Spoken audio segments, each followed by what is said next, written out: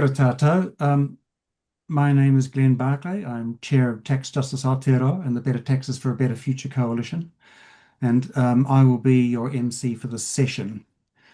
Welcome to this annual post-budget briefing from Tax Justice Aotearoa.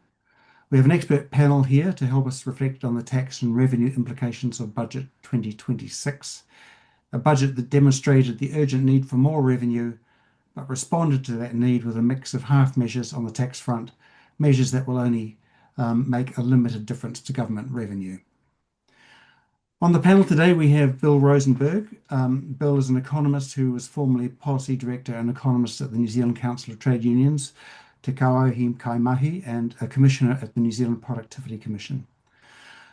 He was a member of the 2017 to 19 Tax Working Group and is a member of TJA's committee and chairs its Policy Advisory Committee.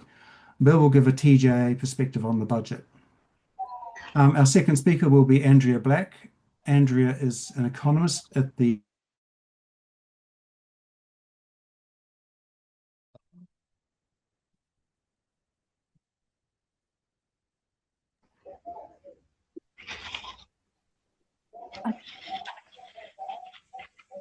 I think you've muted yourself, Glenn, accidentally.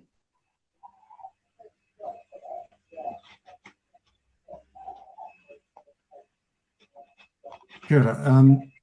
I know that I got muted partway through that, so I'll go back to you, Andrea. I think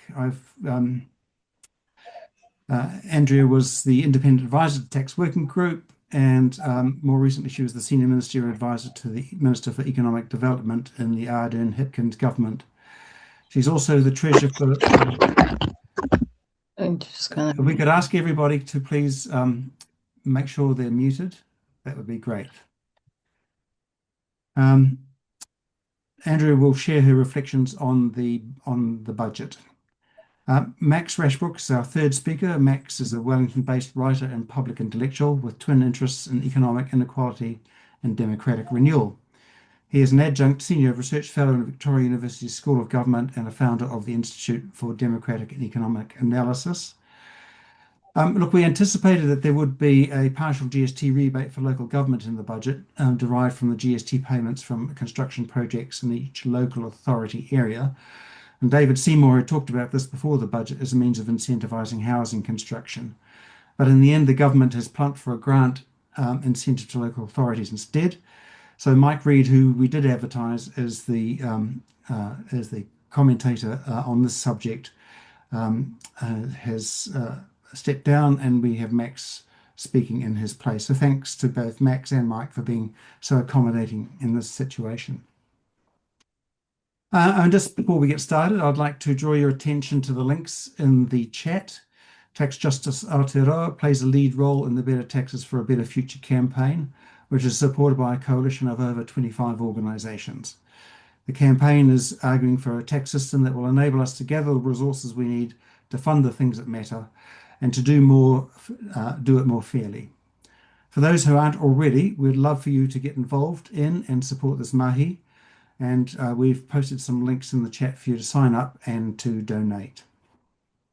The format for today's session will be each speaker will speak for around about 10 minutes, and then there'll be time for Q&A, which we will take from the chat. As I said before, those on Zoom call, please keep yourselves muted so that we have minimal disruption for our speakers' kōrero. And with that, I'll hand over to Bill. Thanks, Glenn. I'll just share my screen.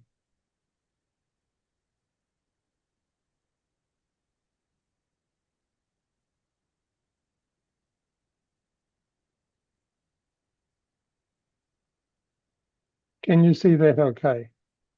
Yes, thanks, Bill. Okay, thank you. So I'll be talking about the tax measures that were announced in the budget with a little bit of background.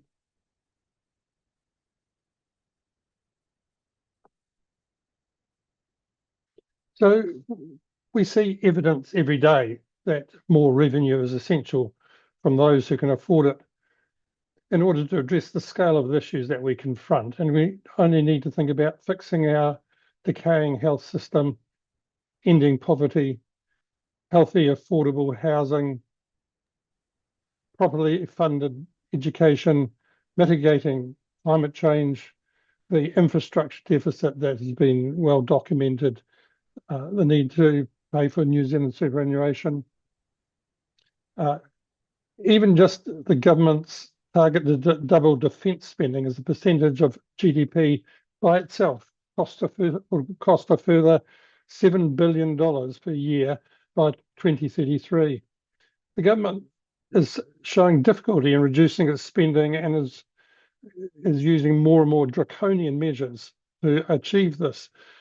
This in itself is evidence of the need for more revenue. It's relying on bracket creep and inflation to increase revenue, and the measures in this budget are quite inadequate. And I'll shortly take you through those measures. Tax Justice Aotearoa put out our policy statement in April, showing ways to do it. I won't go through those in detail, but if you'd like to look at that statement on our website, you'll see the ideas that we had there. So the budget listed the following tax changes since the last budget. I won't go through each of these in detail, but I'll in the next few minutes, I'll go on to some of the more important ones. They include things like the New Zealand India Free Trade Agreement tariffs, which are being reduced. So there's both increases to revenue and decreases.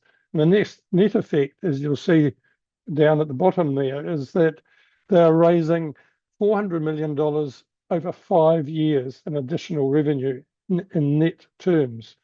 This is tiny compared to the evident need out there. Around, in the longer run, $140 million per year in additional revenue.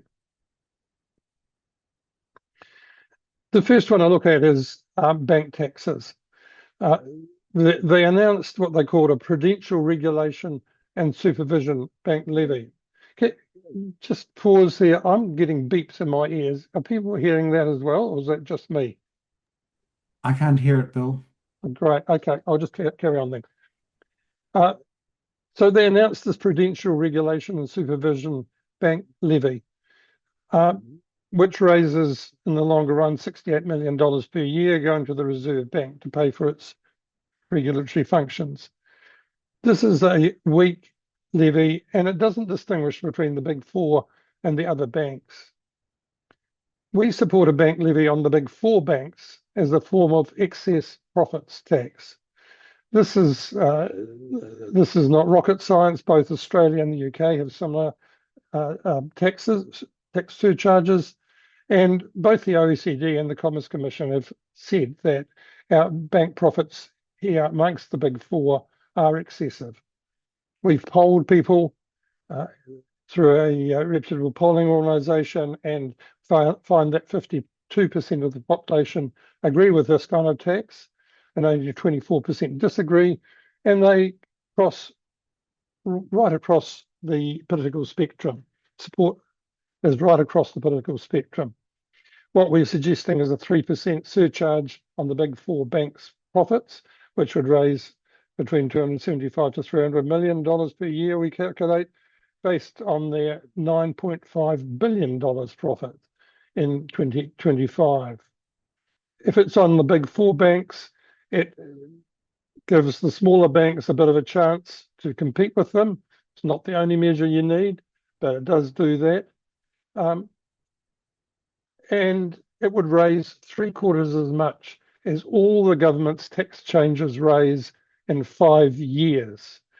It would be enough to raise the accommodation supplement, keep income-related rents at 25%, maintain the temporary additional support grants, and bring back nutritious school meals. So it would make an appreciable difference, even though even itself is probably just one tax that we need. The government also announced an additional tax on banks, thin capitalisation on the foreign-owned banks, which would stop interest deductibility for tax purposes above the prudential debt threshold. That raised another $14 million per year. The second area that I'd like to comment on is company loans to shareholders, which is estimated to raise about $40 million a year in the long run. The background to this is a consultation by RD last year, where they found that companies with just a few shareholders have no less than $29 billion out in loans to those shareholders. There is a big danger of tax avoidance if they never repay their loans, and effectively they're getting income that is untaxed. IRD proposed making them taxable as income, making these loans taxable as income, and we support that, but proposed that the tax be refunded if the loans were repaid. However, what is announced in the budget only takes effect when the loan remains outstanding more than 6 months after the company is liquidated or removed from the company's register. So that's good as far as it goes, but leaves huge potential for tax avoidance. Some of this is going to be eaten up in administration costs. Another area that's received some publicity is in the area of charities and not-for-profits, which would raise around $19 million a year in the longer run. It's more than just about charities. What's been most publicised is a $100,000 per year cap on donations. So any donations above those wouldn't attract that 33 cent in the dollar rebate. And in part, this is to reduce risks of abuse from donor-controlled charities, which are a known risk. But it's perhaps a blunt way to do this. At least it is a step in the right direction in that sense. Another thing announced here, however, is the tax-free thresholds for not-for-profit organisations. You might be aware that if you're involved in an incorporated society, that you don't have to pay tax if you make a profit, and that means if you earn revenue more than your costs, above more than under. If you make less than $1,000 in that kind of income, then you don't have to pay tax. In fact, you might think that you don't have to pay tax at all, but that's actually not the case. They're proposing to raise that $1,000 threshold, which hasn't been changed in about 20 years, to $10,000, which is a good thing. However, they're bringing what is described as a cliff face. If the organisation has 10,000 or more income, then it's all that 10,000 is fully taxable, and their entire income is fully taxable, which is highly problematic. For example, if you have one year you have a fundraising effort and you raise $10,000 that you hope will last you for a couple of years, then you suddenly become, your entire income suddenly becomes taxable. IRD is still, it seems, proposing to make membership subscriptions taxable as well. There are some other moves in there on trusts and on claiming donation refunds, which I can go into if you're interested. There are some moves there on foreign investment. Thin capitalisation rules for infrastructure companies are being reduced, which opens up new possibilities for tax avoidance for companies investing in infrastructure, which we think is loosely defined by loading themselves with debt. We oppose this because it weakens protections to our tax system that have taken years to build up. There's also changes to foreign investment fund rules applying to tax residents with overseas shares. Again, I can go into this in a bit more detail if you're interested, but it's interesting because it actually applies a capital gains tax and a wealth tax to those overseas shares. Finally, on tax administration, there's $15 million given to IRD for compliance activities, which produce a very healthy return on investment. But what the one hand gives, the other hand takes away. IRD is requiring, the government is requiring IRD to find $15.8 million per year in so-called baseline savings. So the net effect is zero. And the the funds for administration, including customer support and policy advice for IRD, is actually reducing from 786 million last year to 771 million in the new year. So that's all I have to say for now. Thank you very much. Kia ora, Bill. Thank you for that. And just before we hand over to Andrea, just a reminder that if you've got any questions, please put them in the chat and we will take them at the end of the session. So Mariana, if you could bring up Andrea's slides, please. Yes, just adding them.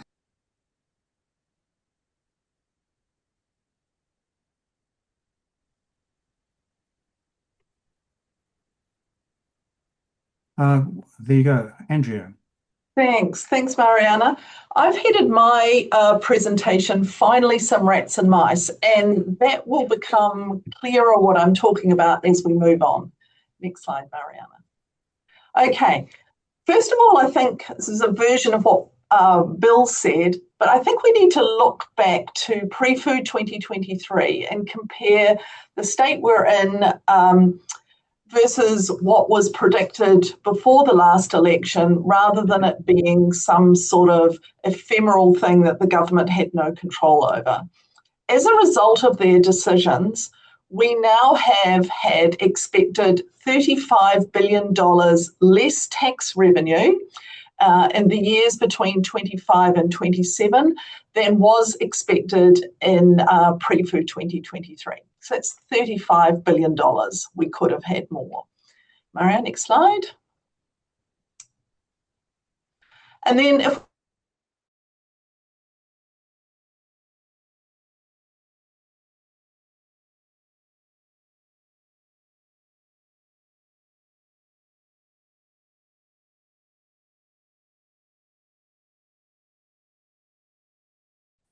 yeah, and then what does this mean? It means lower public services. This is a very bad copy of a graph that I found in a Treasury report. And they're pretty much telling the government, what does it mean from the decisions you're making? And the various lines are the expected spending according to the current government settings. But then we have a look at the black dots. This is a very Treasury thing. The black dots are going, this is the historic average. So we see welfare in terms of super being well above historic average, which is what you can expect as the population is aging. We're seeing health a little bit above what was historic average. But if we look at other funding areas, education is expected to be well below what was historic average. And even if we go through to things like transport, that's our opportunity, that's even with this government spending on roads, it's still below historic average. And the one I kind of look at a bit from my time in economic development is economic services. That is things like that could be accelerated depreciation or helping high wage, low emission industries such as advanced manufacturing. And we're doing less now than we were previously. Next slide. Now, from a health perspective, because I am here repping health, recently we worked with Auckland University to review the OECD's, New Zealand OECD data on health and have a look at it on a comparative basis and also an over time basis. And what they found is that pretty much during the last national government, we saw a substantial decline in GDP spent on health. And I'll give a shout out to my friend and colleague here, Dr. Bill Rosenberg, who was effectively tracking this all through his years as the CTU economist. And my value add to it is I put population in front of it, and it shows that our population has been increasing massively, but as a percentage of GDP, It's declined. It went up again under the last government, but it's looking like it's declining again. Next slide. Now, this is the basis of the work that we commissioned from Auckland University. The top orange bar is the health spending to GDP of countries that we consider ourselves comparable to. And you can see pretty much over the last 25 years, we have been below. Sometimes it's sort of narrowed a bit at the tail end of the Clark government, widened under the Key government, and had a go at narrowing under the last Labor government, although there's a bit of a COVID element in that. But structurally, we are spending less on health than countries we like to compare ourselves to. Next slide. Now, the interesting thing, when we were commissioning this work from Auckland University, I was always thinking, okay, we're spending less, but what about tax? Well, then I ran into a graph in one of the discussion parts of Inland Revenue's long-term stewardship plan, and voila, here we see New Zealand is sitting at 33% all taxation. While if we look to the right of that graph, which are the countries whose health system we might compare to, all much, much more. Denmark's sitting at, about 44%. Even Portugal, who has a lower GDP capita than us, is sitting at about 35%. So New Zealand, we have our health spending is below comparable countries, but so is our taxation. Next slide. Okay, now moving to Budget 2026, return to rats and mice. I was a Treasury official in the tax team from 2012 to 2016, which is pretty much the middle years of the Key government. And they didn't want to raise taxes, but they still needed income. Who would have thought? And that's where I spent most of my time doing what we called rats and mice amendments. They're fundamentally integrity measures. They're small, they raise quite useful revenue. At the time, the tax advisory community, they kind of lost their minds. They were calling it nickel and diming. They hated it, but it was raising quite substantial revenue. And I have been surprised that this government hasn't been doing it. The last two budgets, I really couldn't see any of these integrity measures to any great extent. Now, company loans, Bill talked about that. And yes, it could go further, but fundamentally the issue with that is that tax is paid at 28%, but these company loans are a form of something called a dividend strip. So they're a method to get the value from the company into the hands of the shareholder without paying the additional tax. If you've got a 39-cent taxpayer, but the company tax rate is 28, there's an additional 11% that should be being paid. And through using these dividend strip mechanisms and liquidations, that value can come out of the company's tax-free, but they may have paid tax of the 28 cents. Now, I worked on those cases in 2016 at Inland Revenue, and so I'm delighted to see something being done.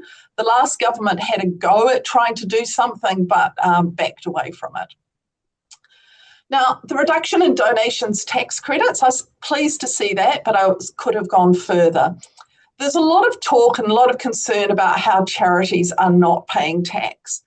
My view, if the tax benefit that a charity get or a charity business goes to the charity, I don't see, and this was the view also of the tax working group, there is no competitive or comparative advantage.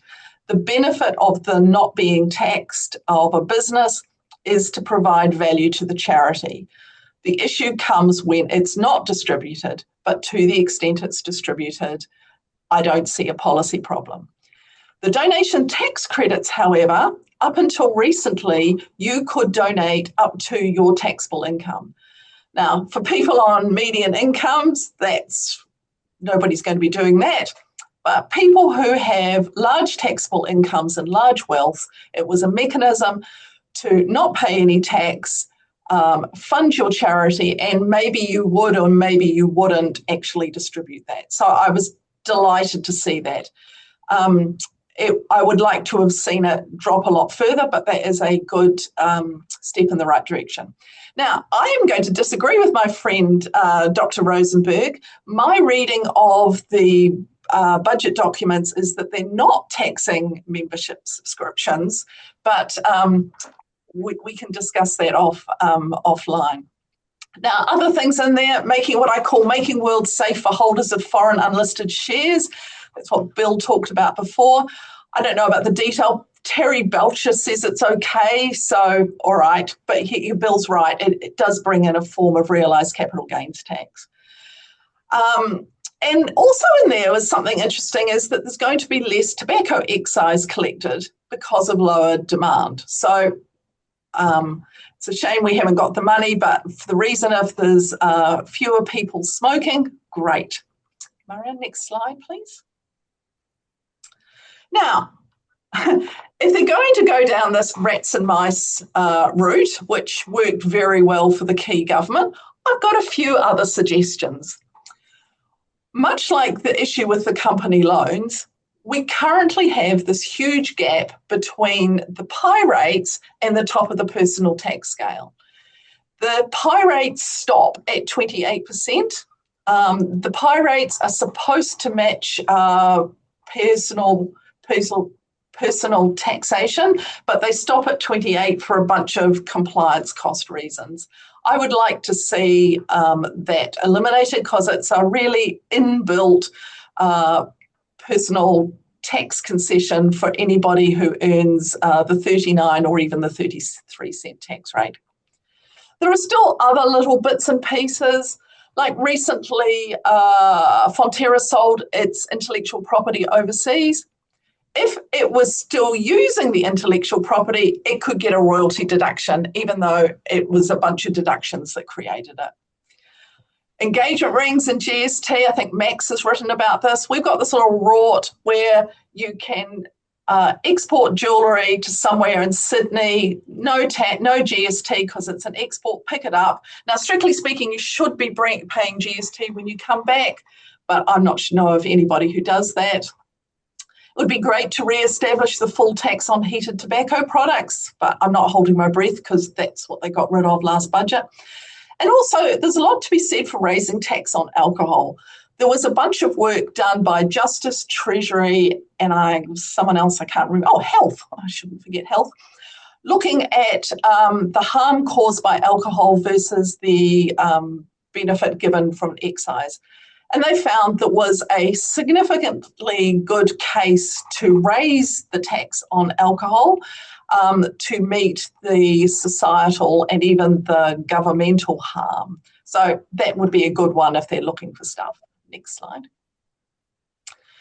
But ultimately for New Zealand, and this is largely a political question, we've kind of got to choose.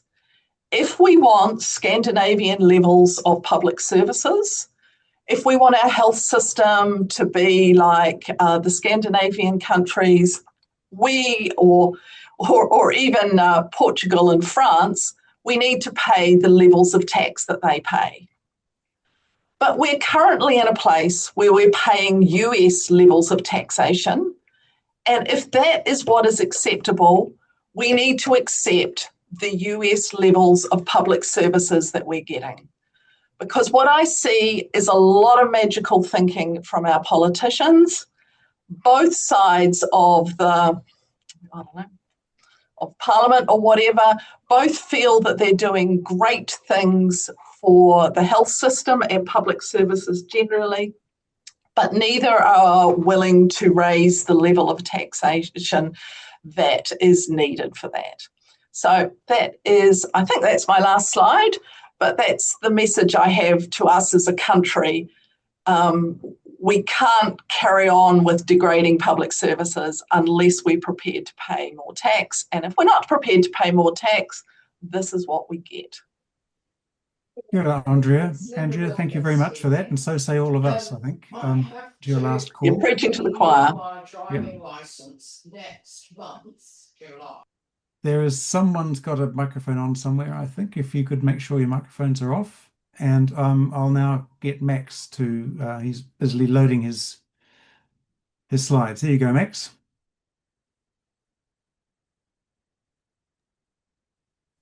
Wonderful. Well, kia ora koutou. Thank you all very much for joining us. Thanks to Tax Justice Aotearoa and others for the chance to speak here. Been very happy to leave the details of the tax questions to Bill and Andrea, who are much better placed than I am to talk about them. So I'm going to talk about just one of the consequences on the other side of the ledger, as it were, when you don't have the tax that you need to invest in things, and that's the consequences for child poverty. Obviously, inequality in the wider sense, income and wealth disparities is central, but there's not really anything going on in the budget at the upper end. No high tax increases or anything like that. So I've decided to just focus on the poverty end of things. And I've done that partly because I always think that any budget, any government initiative should be subject to the test. It was often attributed to Desmond Tutu. You can judge a society by how well it looks after its most vulnerable. So, huge question about what, if anything, does the budget do to address child poverty? And with the budget each year, thanks to an initiative that the Ardern government brought in, there's a child poverty report that gets published. And so I'm just going to focus in on that. I'm just going to highlight a couple of the graphs from that. Child poverty gets made very complex. There's a huge array of different measurements of it, but I'm just going to focus in on a couple to look at what does the budget tell us about child poverty. And so I'm just going to look at two measures, and the first is the number of children who are in households that are in poverty before you start looking at their housing costs. And so this is one of the graphs that was published alongside the budget. So this is how many households are living, how many children are living in families that have got less than half the typical household's income, and that's an internationally accepted measure of poverty, because if you're trying to get by on what half or less than half what the typical family has, it's pretty well accepted at that point. You're just not able to live well, afford the basics, or live with dignity. So that's a useful measure of poverty. What you can see from this graph is that there were substantial reductions in poverty in the early years of the Ardern government, particularly with the big families package they did in 2018 that increased benefits and working for families. And up until about 2022, the government was on track to meet the very demanding target for 2028, which you can see there in the bottom quadrant, which would have driven child poverty rates down to the lowest levels in the world, basically. But the problem was that during the cost of living crisis, the government didn't keep supporting poorer families through that crisis, and so poverty rates have started to tick up again. The second half of this graph is the projection into the years to the future. So what does the Treasury think is going to happen to this absolutely crucial measure? What you can see is that it's predicting a temporary dip in the rates of child poverty. That's because of the $50 a week payment to about 150,000 working households to try to offset some of the increased fuel costs that they're facing. However, that's a temporary measure, and so that unwinds very quickly. And the basic message of this graph is that currently on this measure, number of children living in households with less than half the typical income, there are at present 12.6% of all children living in poverty. So that's 1 in 8. And the prediction is that in 2030, the proportion of children living in poverty will be 12.6%. So it will be exactly the same as it is now. And so on this measure, I didn't know whether I needed to sign. The government's intention is to do exactly nothing to tackle child poverty. And it's a very similar story in the second graph. These are the poverty rates after housing costs are taken into account. And it basically tells a very similar but worse story. So you start off with child poverty on this measure being higher because housing costs are terrible in New Zealand and they plunge even more people into poverty. So over 1/5 of children were in poverty on this measure. There's some other technical complexities around this measure, but I'll spare you those. Again, some big decreases achieved under the Ardern government, but again, a reversal from about 2022 onwards. And then again, once again, the prediction is the same. On this measure, currently 17.8% of children are living in poverty, once you take housing costs into account. The prediction is that in 2030, the proportion of children living in poverty on that measure will be 17.8%. So again, the government's intention is to do exactly nothing. And they are evidently miles away from reaching the targets for 2 years' time, which were set back in 2018 by Ardern. So two different graphs, but one very similar story. It is possible to address poverty, as the Ardern government showed, at least in its early years, but this current government's intention is to do exactly nothing. So what are the implications of that? Briefly, the fact that the Treasury is predicting that child poverty will dip this year because of that fuel relief payment shows you that you really can make inroads into child poverty, and you do it very simply by increasing the incomes of those households, even though in this case the government is doing it quite badly and sort of in a discriminatory way. That will have positive long run effects. The point of tackling child poverty is not just to ensure that families have more income per se. It's because we know that when children grow up in poverty, it has terrible effects on their health. They're twice as likely to suffer heart disease as richer children, for instance. They have much lower reading results and a huge range of other problems that they carry with them later in life. As Richie Poulton, the man who ran the Dunedin longitudinal study for such a long time, said, the single most important message from the study that's tracked people over 40 years of their life is you can't really undo what happens in childhood. So child poverty is an absolute scar on this country. Too much of the budget, even where it does pretend to address child poverty, is really tackling symptoms, not causes. So there's money to fund truancy services when we know one of the main reasons that kids don't go to school is because they have to drop out of school and get a job to help prop up their family finances. Similarly, the budget talks about tackling avoidable hospitalisation, situations where children are going to hospital because they've got rheumatic fever or something like that, even though rheumatic fever is fundamentally a disease of poverty, caused by damp, mouldy housing, parents not being able to afford to pay the heating bill, things like that. So very much a budget that where it even addresses the issue at all is tackling symptoms, not causes. The relevance of all this to the tax discussion, Treasury officials have estimated that to get back on track to meet those really demanding targets that Ardern set that would see us the best in the world, it would take about $3 billion a year in spending. Now, obviously, that's a huge amount for any government to find when its annual total for new spending is generally in the $2 to $3 billion mark.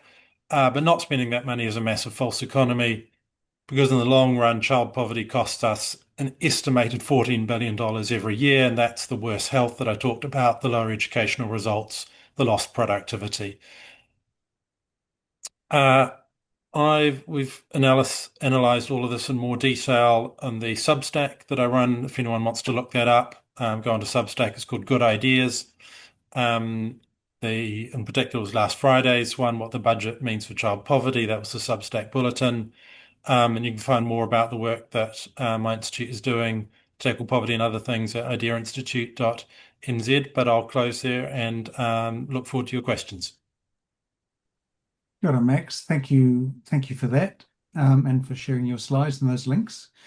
I've been watching the chat and just like to repeat the call at the beginning about if you want to donate or volunteer to the campaign, the links are in the chat.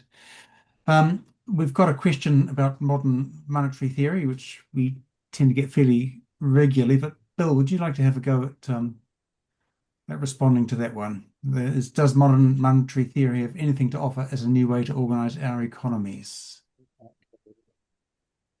And then I selected speaker. Can you hear me all right? Yep. Yeah. This needs, there are people on this call who have more expertise on modern monetary theory than I have. And to answer this fully would take the rest of this time. But briefly, modern monetary theory looks at the role of government and the funding of government in a different way. It looks at it from the point of view of the resources that are required rather than the funding of the financial means to do it, and the way it thinks of it is that that funding will follow that the government can consume the resources if they are there, and it has the ability to fund that. The restriction on its funding is not the income that it has, but the impact on the rest of the economy. That if it spends more than resources exist in the economy, then if it tries to do more than there are resources in the economy, then inflation will occur. And an important way to reduce that inflation is to tax. That takes financial resources out of people's hands and means that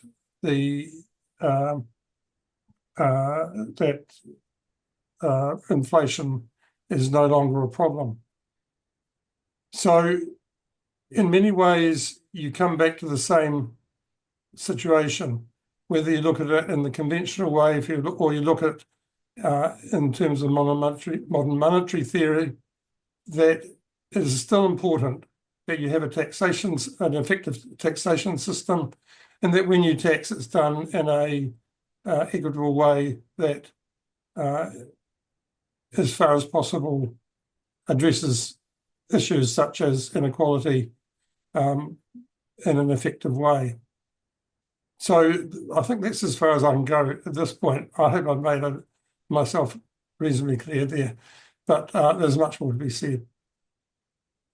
Just while we've got you, Bill, there's a question from Renee she's interested in hearing about the foreign investment and foreign investments and what is essentially a CGT when you have the chance. So do you want to expand on that at all?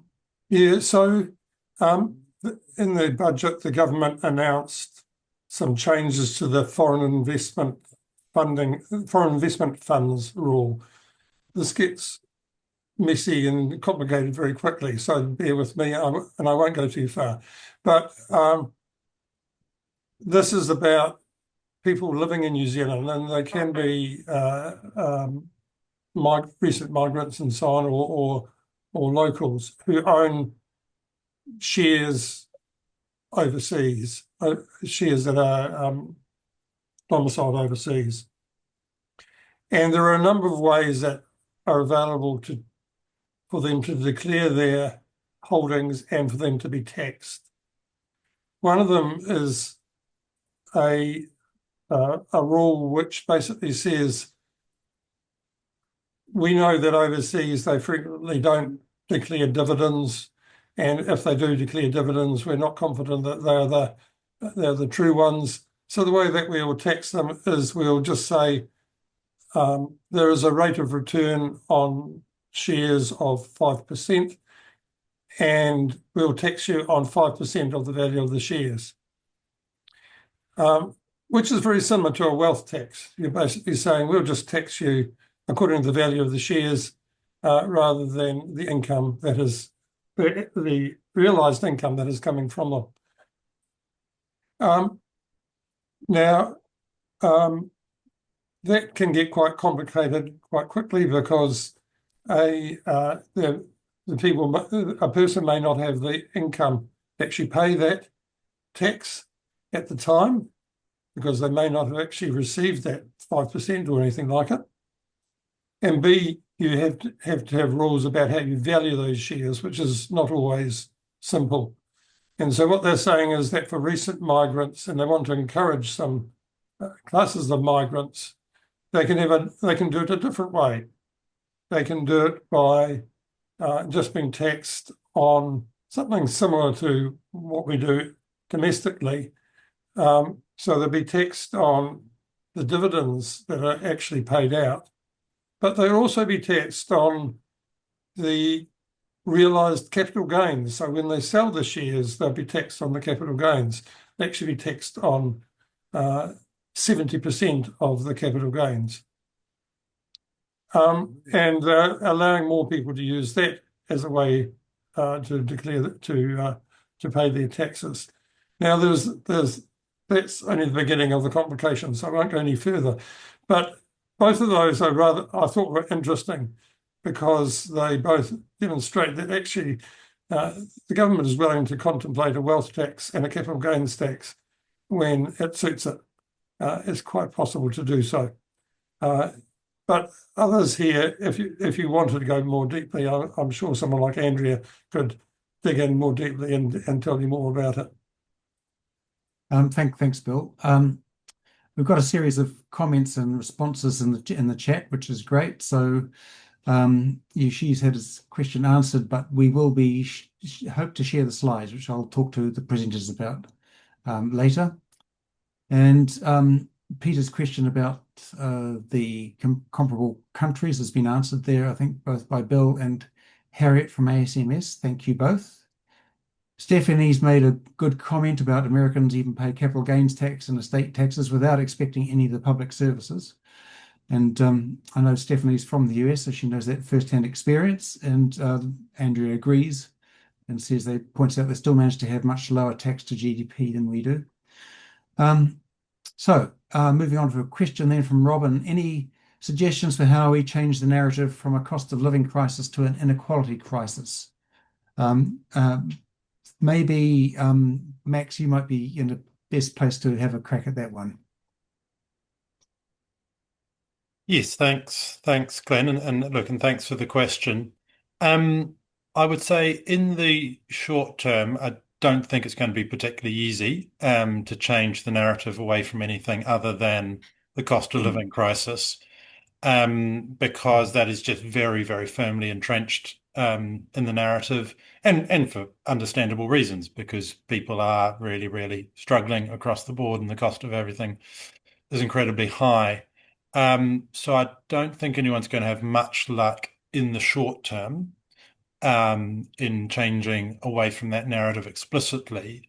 But I think there are ways to rework that narrative to your advantage. And so you can, in a sense, inject an inequality narrative into that framing. Because if you want to raise the point about that people are really struggling, and one of the things you can say is, look, there is a cost of living crisis and it's not affecting everyone equally. So that would be how I would get into talking about the issues around poverty and inequality. I mean, at a technical level, for instance, Statistics New Zealand publishes data on the inflation experienced by different groups in New Zealand. And what it shows, unsurprisingly, you can find this on the Stats website, is that it's the poorest households who face the worst inflation. So their costs go up more quickly than costs go up for richer households, because inflation tends to be worst, ironically, and depressingly, in the staples. So groceries and energy and things like that. They face worse inflation than luxury goods do, for the most part. So you can talk about the fact that poorer people literally just face a worse cost of living crisis than other people do. You can also use that as a way to say, well, if we're going to tackle the cost of living crisis, we need to be increasing incomes for the poorest New Zealanders and for middle income New Zealanders. And you could also make the point that there doesn't seem to be any cost of living crisis at the top, because the Herald Society Insider pages are full of multimillionaires and New Zealand billionaires talking about their private yachts and their golf courses and their overseas holidays and their foreign weddings for their children and all these sorts of things. The only other thing I'd add to that is that I think that's the narrative that's dominating things at the moment. That's not going to continue forever. I think it was very instructive. If you look back a decade or so, there wasn't much talk about child poverty right at the height of the global financial crisis, 2008, 2012, even though that's when things were worst, arguably. Where child poverty campaigners really got traction was after 2011, after 2012, as the economy started to recover, because when in a crisis, everyone is naturally quite focused on themselves. They're just looking out for number one. They're in a defensive crouch. They don't really have a lot of empathy around to spare for other people. But when things start to recover, people get a little bit more relaxed and they start to ask questions like, why is there so much poverty in New Zealand? And why are so many people being left behind? So I think there's a chance to push further into that poverty and inequality narrative in future years.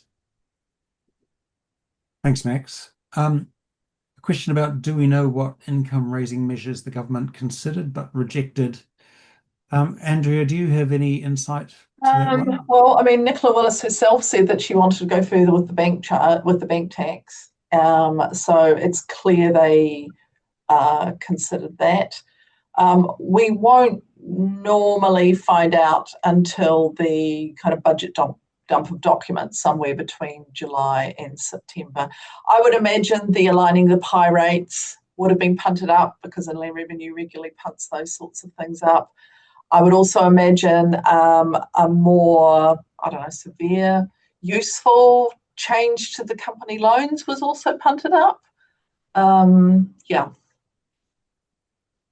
Thanks. So certainly, we can safely say they were not considering a wealth tax or a comprehensive capital gains tax. Unlikely. I'm sure Treasury punted up the capital gains tax because God appreciates a trier. They always do. But it's probably dismissed very early on. There was also that GST trick that David Seymour was offering of paying over some of that to local government, which is kind of is reducing the revenue available to central government. I might just take this opportunity to respond to Andrea's disagreement on member subscriptions for incorporated societies. I'm not saying that they're bringing that in, but I think that IRD are still pursuing that as a principle. But when you say that unions won't be taxed, I think in fact what they're proposing there means that larger incorporated societies like unions will be subject to tax to the extent that they're gathering revenue that is greater than their costs. Okay, well, what I'm reading is this initiative introduces changes to the charities and not-for-profit sector by allowing membership subscriptions received by not-for-profits to remain non-taxable. This initiative has no overall fiscal impact. So if they were wanting to tax, sorry to have this argument in front of everyone, if they were wanting to continue to tax, that would have a fiscal impact. Because the status quo before the initiative was that they were non-taxable, and now they're bringing it in to say it's non-taxable. Anyway, so that's what I've read. So yeah. Yeah, no, I agree they're not bringing it in, but I don't think IRD has given up on it. But anyway, yeah. Yeah, well, we'll continue that conversation offline. Thanks to you both. Thanks to Max. Thanks to all the speakers. It's been a really useful session. Thanks to participants for coming along and for registering your questions. Just a reminder that if you're keen to get involved with the campaign, you can sign up through those links. And upcoming seminars, well, we will be having more attacks on Tuesdays in the course of the year. We're looking to run a short series starting later in June, focusing on our tax policy statement that we released back in April. And if you sign up to our mailing list, you'll receive notifications for these. Thanks again to all our speakers, and we look forward to seeing you all next time. Ka kite.